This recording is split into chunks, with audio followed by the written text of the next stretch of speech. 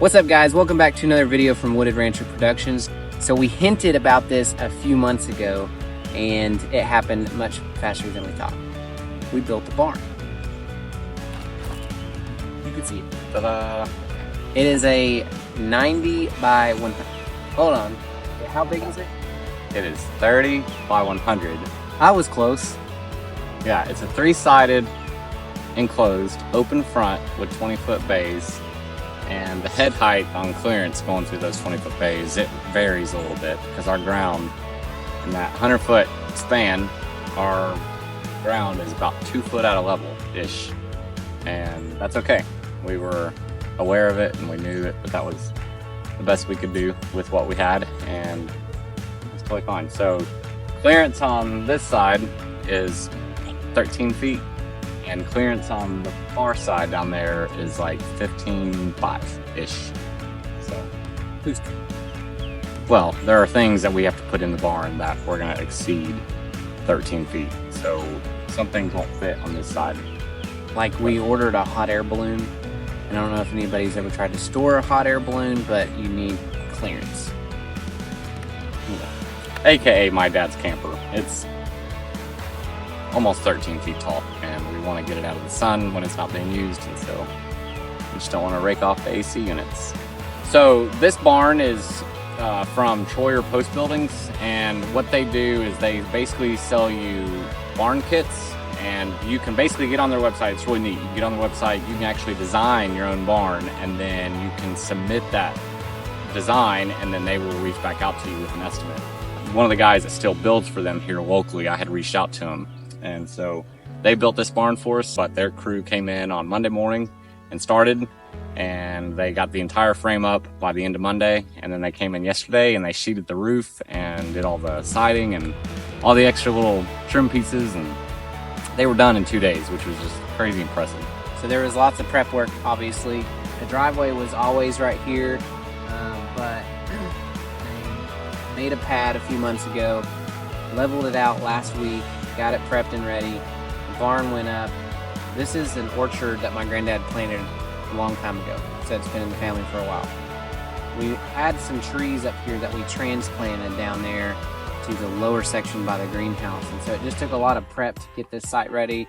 It took a minute to get all this stuff done. Because I had started doing the barn pad with the skid steer, and once I got into it, when I finally shot it with my laser, I was like, thinking I'll just rough this in and then I'll shoot it with the laser and see where I am, and then I'll touch it up from there. But the more I got into it and the more I was eyeballing it, the more I was realizing, man, this is way more. So I stopped and I went and got my laser, and believe it or not, we were like 7 feet out of level from this end to that end, and there was no way I was going to get it done. So called in the big dogs. There's a company here in our area. The owner's name is Bubba. He's the best guy you ever met in your life, but he brought his dozer over and they got this bad boy roughed in and slicked up, and barn building went away. So we're gonna use the barn to store equipment. As you can tell, there's equipment in there.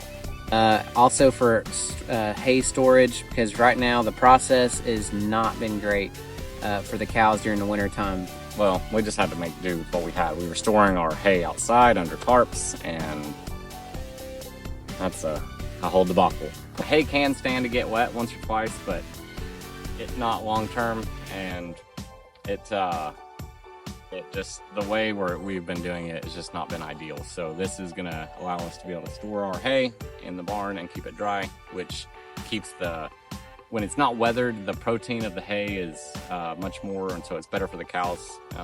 It loses protein as it sits out in the sun and weathers and all that. So this is just kind of an overall multi-function for our equipment and for the hay and stuff like that. So yep, so we hope you enjoy this quick video, this quick little update that we've got, and we'll see you next time. We do have a time-lapse, segments of a time-lapse of the barn being built. Thank you for bringing that up. So let me tell you something, Charles. Time out. So I did set up a tripod and my gimbal and a phone, okay?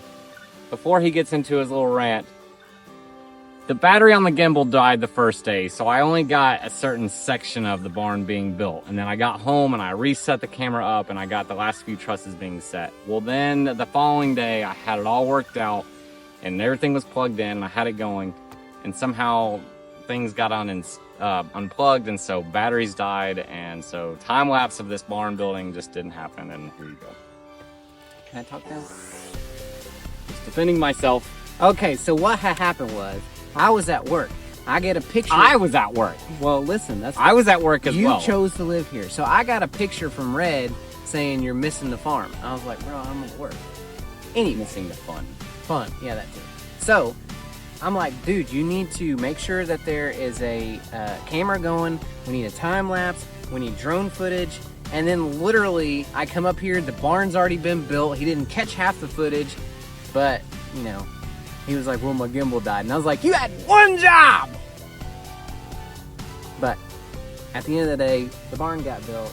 We got some extra footage that I'm not sure how we're going to edit it, but it's going to be in there somewhere. And we're just thankful to have a barn. I'm thankful to have a brother that, you know, lets me come up and, you know, ransack his brain every now and then when I'm yelling and fussing and complaining. We just have a good time over here. So, see you next time. To be able to be built. So it's a 30 by 90?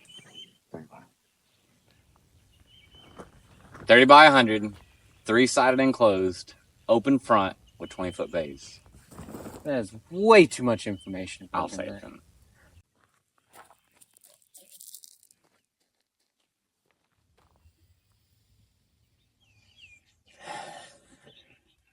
So what we're gonna use the barn for?